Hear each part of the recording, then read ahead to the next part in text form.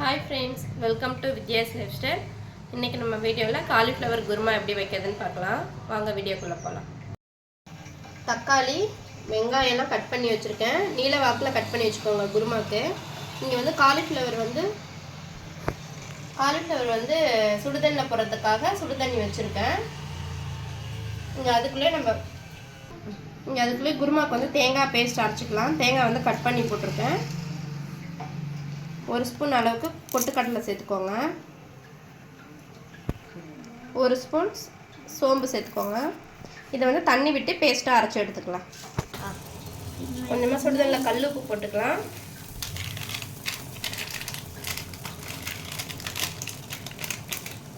மஞ்சத்தூள் கொஞ்சமாக போட்டுக்கலாம்.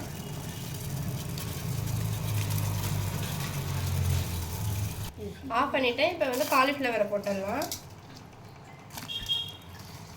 போட்டுட்டு ஒரு 5 நிமிஷம் அப்படியே வச்சுருங்க. அதுக்கப்புறமா எடுத்துக்கலாம்.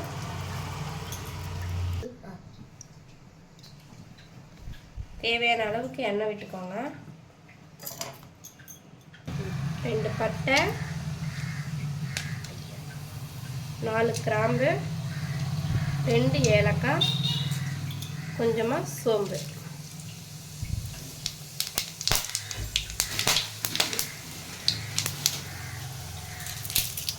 ஒரு பிரியாணி இலை போட்டுக்கோங்க.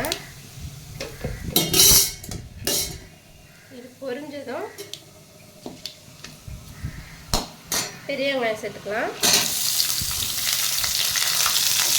நீல வாக்கில் கட் பண்ணி வச்சுக்கோங்க. அதான் குருமாக்கு நல்லாயிருக்கும்.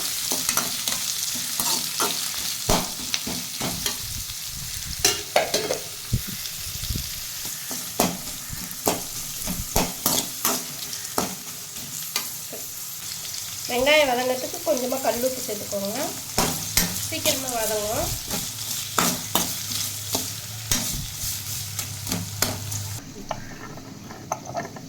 குருமாக்கு ஒரே ஒரு உருளைக்கிழங்கு சேர்த்துக்கலாம் காலிஃப்ளவரோட.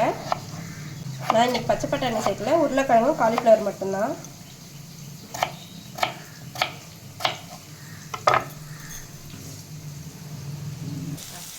ஒரு ஸ்பூன் இஞ்சி பூண்டு பேஸ்ட் போட்டுக்கலாம். இதையும் சேர்த்து நல்லா வதக்கிக்கோங்க. பச்சை ஸ்மெல் போகணும்.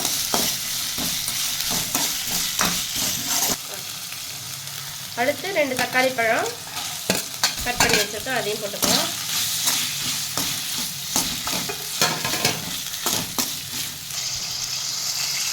மஞ்சள் சேர்த்துக்கலாம். இந்த ஸ்பூனால 1 ஸ்பூன் சேர்த்துக்கலாம்.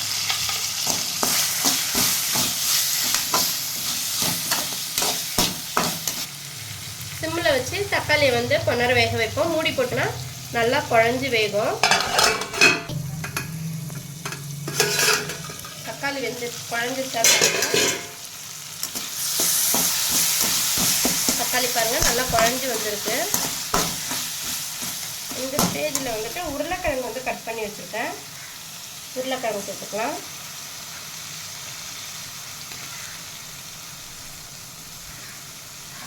சேர்த்து நல்லா வதக்கிக்கோங்க.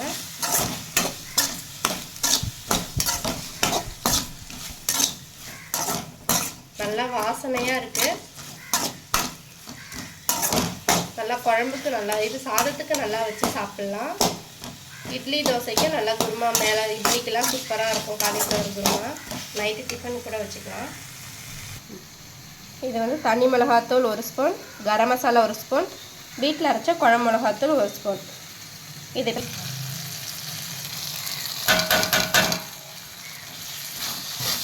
சேர்த்து நல்லா வதக்கிக்கோங்க. நீங்கள் வீட்டில் அரைச்ச மிளகாத்தூள் சேர்க்கலைன்னா மல்லித்தூள், ஜீரகத்தூள் இது எல்லாத்தையுமே நீங்கள் தனித்தனியாக சேர்த்துக்கலாம். நான் வந்து வீட்டில் அரைச்சதுக்கு வந்து நம்ம எல்லாமே சேர்த்து தானே அரைச்சிருப்போம். அதனால் அதுலேயே சேர்த்துவோம். எல்லாமே வீட்டில் அரைச்ச குழம்பு மிளகாத்தூளே சேர்த்துக்கிட்டேன். இப்போ சுடுதண்ணில் போட்டு வச்சுருந்தோம் இல்லையா, மஞ்சத்தூள் உப்புலாம் போட்டு நல்லா கொஞ்சம் க்ளீன் பண்ணி வச்சுருந்தோம். அதை வந்து இப்போ குருமாக்கு சேர்த்துக்கலாம். தண்ணியில் மஞ்சத்தூள் போட்டதும் காலிஃப்ளவரே எல்லோ கலர் ஆயிடுச்சு.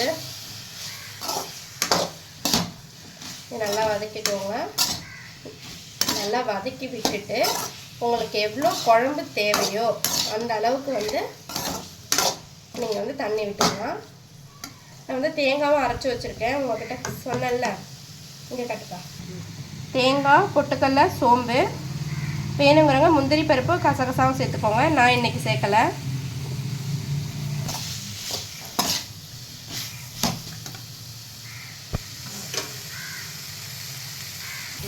குழம்புக்கு தேவையான அளவுக்கு தண்ணி விட்டுக்கலாம்.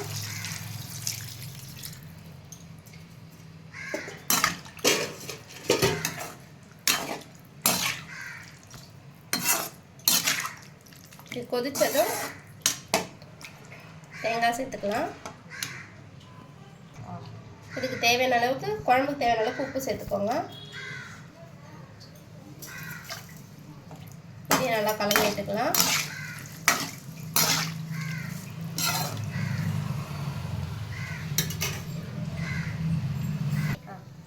கருவேப்பிலை சேர்த்துக்கலாம். வதக்கும் போது சேர்த்துக்கோங்க. நான் மறந்துட்டேன், நான் இப்போ சேர்த்துக்கிறேன். கொஞ்சம் மூடி போட்டு கொஞ்ச நேரம் கொதிக்க விடுங்க.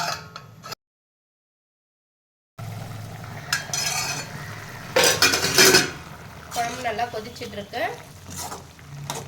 இந்த ஸ்டேஜில் வந்து தேங்காய் சேர்த்துக்கலாம். தேங்காய் அரைச்சி வச்சுக்கோங்க. தேங்காய் விழுது சேர்த்துக்கலாம்.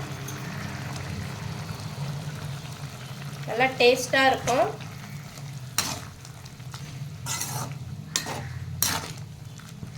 இன்னொரு நாள் வந்து காலிஃப்ளவர் கிரேவி செஞ்சு காமிக்கிறேன். அந்த சப்பாத்திக்கு, நைட்டுக்கு, டின்னருக்கு வேறு லெவல் டேஸ்ட்டில் இருக்கும். மறக்காமல் என் வீடியோவை சப்ஸ்கிரைப் பண்ணி வச்சுக்கோங்க. அப்போ தான் நான் போடுற வீடியோஸ்லாம் உங்களுக்கு வரும். அந்த பெல் பட்டனையும் கிளிக் பண்ணி வச்சுக்கோங்க. அப்போ தான் உங்களுக்கு நோட்டிஃபிகேஷனில் வரும். வீடியோவை கடைசி வரைக்கும் பாருங்கள்.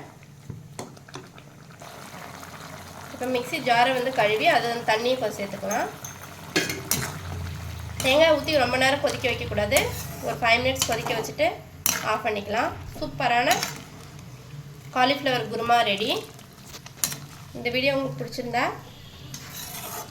லைக் பண்ணுங்கள், கமெண்ட் பண்ணுங்கள். கடைசியாக வந்து நம்ம மல்லித்தழை போட்டுக்கலாம்.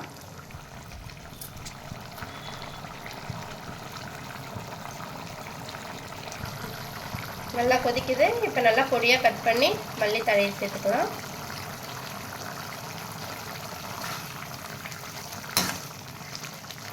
அவ்வளோதான், குருமா ரெடி ஆயிடுச்சு.